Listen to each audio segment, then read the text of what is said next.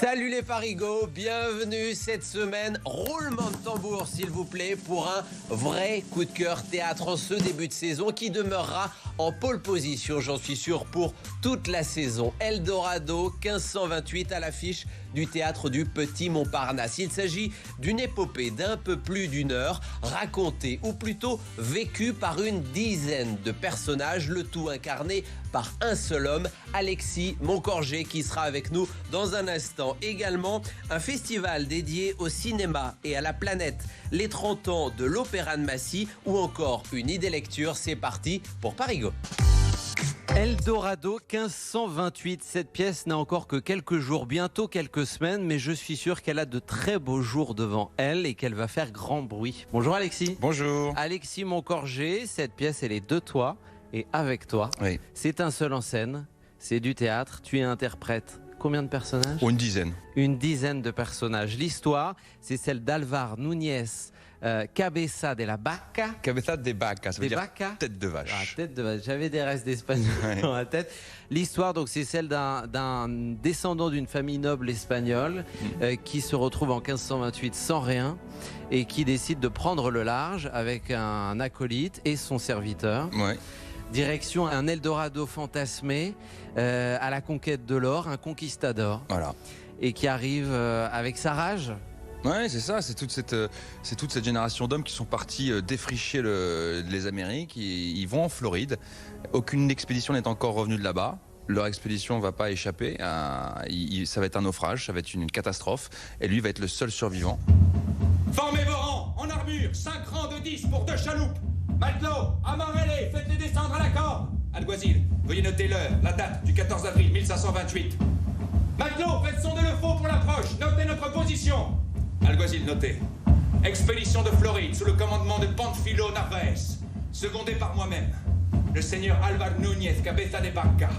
Présentons en ce jour un détachement de 50 hommes, dont 20 lanciers et 10 arquebusiers.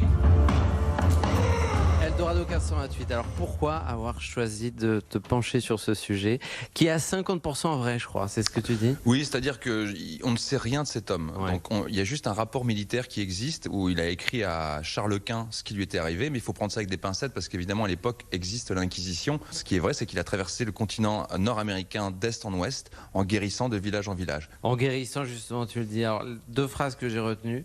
Les actes font l'homme et l'habit ne fait pas le moine. Oui.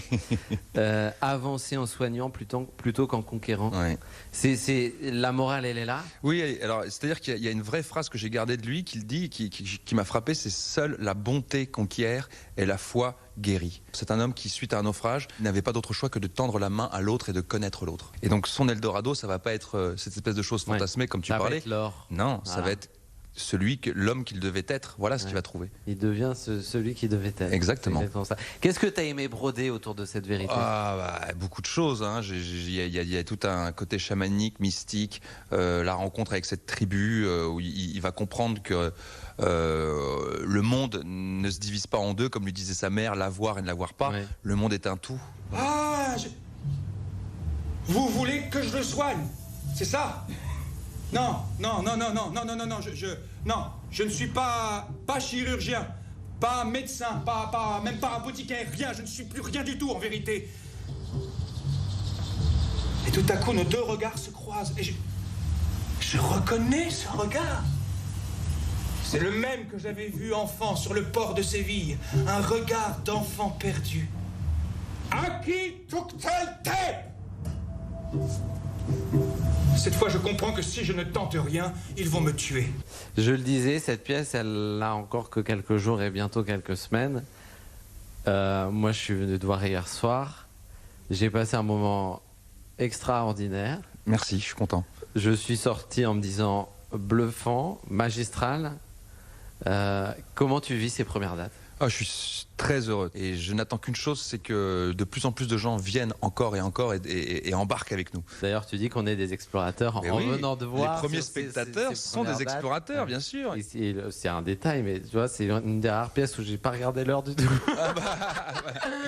Chut, faut pas le dire aux autres. Ce qui fonctionne aussi, au-delà, on n'en a pas beaucoup parlé, alors j'aimerais que tu nous en parles, dizaines de personnages par toi. C'est-à-dire que déjà, il n'y a aucun moment où tu vas aller vers le public et chercher un truc, c'est-à-dire que du début à la fin, c'est toi, enfin tu tiens le truc, tu lâches pas. On a beaucoup travaillé avec ma metteur en scène Caroline Darnay, à qui je rends hommage parce que c'est pas notre premier spectacle. J'avais fait Amok de Stéphane Zweig, qui avait été déjà un bel ouvrage réussi. Amok, c'était en 2016. Tu t'étais fait remarquer au Molière, tu avais 28 ans. Aujourd'hui, tu en as 36. Ouais. Le temps passe. Hein. Le temps passe. Sur scène, ce qui fonctionne, donc les personnages, ton jeu, le texte qui est fou, et puis le décor. C'est-à-dire qu'il n'est pas compliqué, mais il est parfait, il est là où il doit être. On a été malin. Les lumières, le fond, les musiques. Merci, parce que je voulais travailler avec un Romain Trouillet, je voulais absolument bosser avec lui. C'est un mec qui fait de la composition de films et qui fait de l'orchestration. C'est très cinématographique, le spectacle qu'on a fait. Il y a des gros plans, il y a... les lumières sont folles. Denis Koransky, il faut rendre hommage à tous ces gens-là. On a fait je trouve, du beau boulot. On a tous été dans la même direction. Très bien. L'an dernier, ça devait être à peu près cette période de l'année où j'avais choisi mon coup de cœur, en tant que spectateur, eu mon coup de cœur théâtral de l'année. C'était pour Denise Jardinière vous invite chez elle. Je ne sais pas si tu connais. Non. C'est également un seul en scène. Et cette année, je sais que c'est Eldorado. Non, ça me fait plaisir. Merci beaucoup. En regardant un dernier extrait. Mère, tu me disais, enfant, je me rappelle, Alvar, le monde se divise en deux. L'avoir et ne l'avoir pas. Je crois que tu te trompais, mère. Le monde ne se divise pas. Il est un tout dans lequel il est possible de vivre sans que l'avoir guide l'être.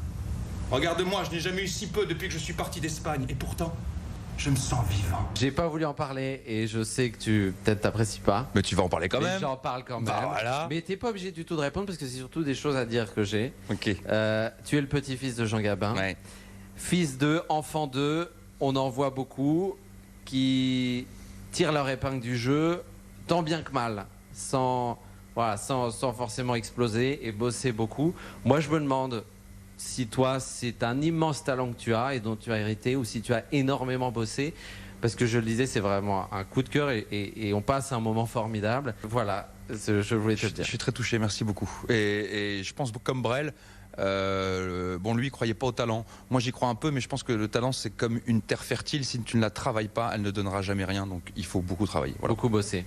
Très bien. Eldorado 1528. Si vous n'avez pas compris que c'était à voir absolument, c'est que j'ai mal fait mon travail, mais il faut aller le voir. Alexis Moncorgé, merci. Merci à toi. Allez, rendez-vous à Courbevoie à présent, où est organisé jusqu'au 15 octobre le festival Atmosphère, cinéma, conférences et spectacles autour de la préservation de la planète. Bonjour Cécile. Salut Colas, c'est un festival de cinéma, d'art et de sciences. On va y parler des thématiques climat, environnement et problématiques sociétales, mais aussi des solutions, par le biais de films en avant-première, de rencontres sur des thématiques d'actualité telles que le gaspillage alimentaire. On va aussi faire des ateliers entièrement gratuits. Surtout, prenez votre passe sur le site internet.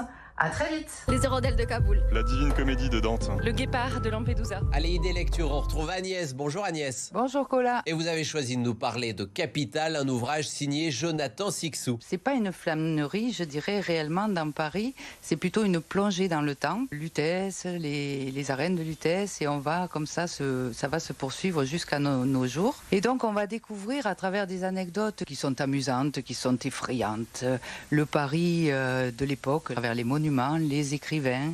Peut-être je pourrais vous parler d'une anecdote, notamment dans Paris, il y avait des gibets, des potences un petit peu de partout, avec des gens suspendus au bout. Et les Parisiens, de n'importe quelle classe qu'ils soient, se promenaient sans vraiment y porter attention. Il y avait une banalisation de la violence qui était incroyable. Le livre va nous montrer un Paris qui nous laisse toujours ébouriffés. Et pour finir, un anniversaire et une programmation de folie qui vous attend dans un lieu qui célèbre ses 30 ans, l'Opéra de Massy. Bonjour monsieur le maire. Bonjour Colas. 30 ans, ça n'est pas rien. Alors pour moi qui l'ai vu construire, c'est assez émouvant. Il va y avoir une soirée de gala. L'orchestre de l'Opéra de Massy va jouer les grands classiques, Carmen, Roméo et Juliette. Et puis pendant toute la semaine, il va y avoir des événements. Une comédie musicale, une soirée sur les musiques urbaines. Et ça va même se terminer le 14 à 19h avec un happening sur le parvis de l'Opéra. Donc si vous ne connaissez pas, venez. Et puis, si vous connaissez déjà, j'ai pas besoin de vous en parler, je sais déjà que vous reviendrez. Voilà, à bientôt. Et voilà pour Paris Go, je vous souhaite une excellente journée. On se retrouve très très vite. En attendant, prenez soin de vous.